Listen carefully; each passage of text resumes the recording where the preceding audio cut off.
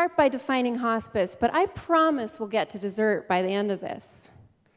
Hospice is a program for maximizing the quality of life for people living with life-limiting illness.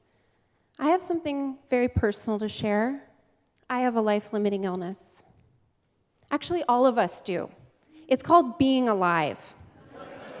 As I've worked as a hospice nurse, I've come to understand that we all need the lessons that hospice has to teach, because we're all dying. The first lesson is that independence is a myth. As much as our technology and our current lack of incapacitating disease might make us feel otherwise, we are the most fragile and needy organisms on the planet.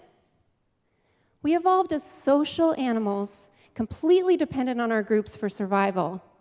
So until we accept that needing help is not a failure, we will never get our needs met.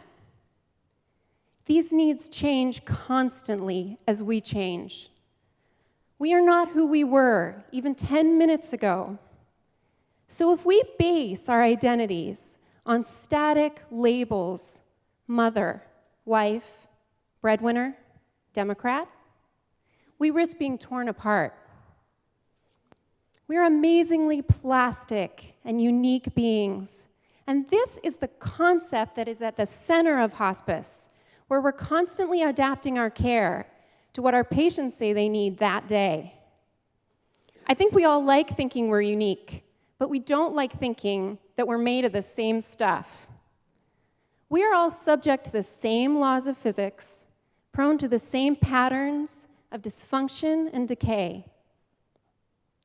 Thankfully, most of the time we don't need any fancy tools to tell us when dysfunction's happening. The meat machines we call bodies have built-in signals: pain, nausea, little alterations in the way we smell, the way we sound. These are all signals that something's wrong.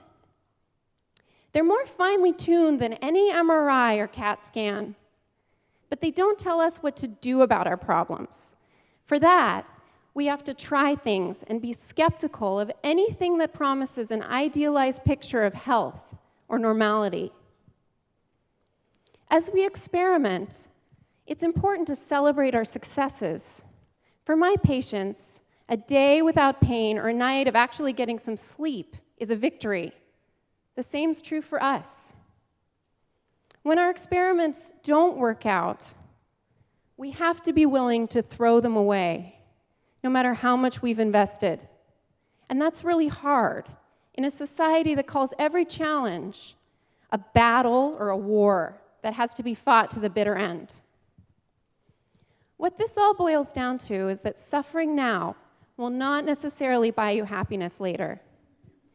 The belief that the universe owes you some imagined long-term gain in exchange for you ignoring what you feel right now is a pernicious lie.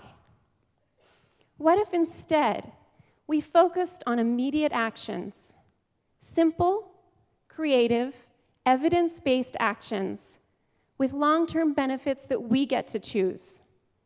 That's what we do in hospice.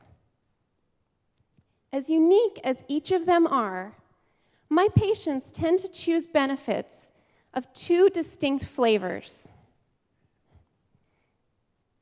connection and joy. My patients cultivate connection by sharing their stories, by letting us as the hospice team touch them, by being vulnerable, by acting like the social animals they evolved to be, finally, at the end of their lives. The other benefit they want is joy, and that's what brings us to ice cream. The very best part of my job is that almost every day I get to tell someone older and wiser than I am that they should be eating more ice cream. And tonight I'm so excited to tell all of you to eat ice cream, because you're all gonna die.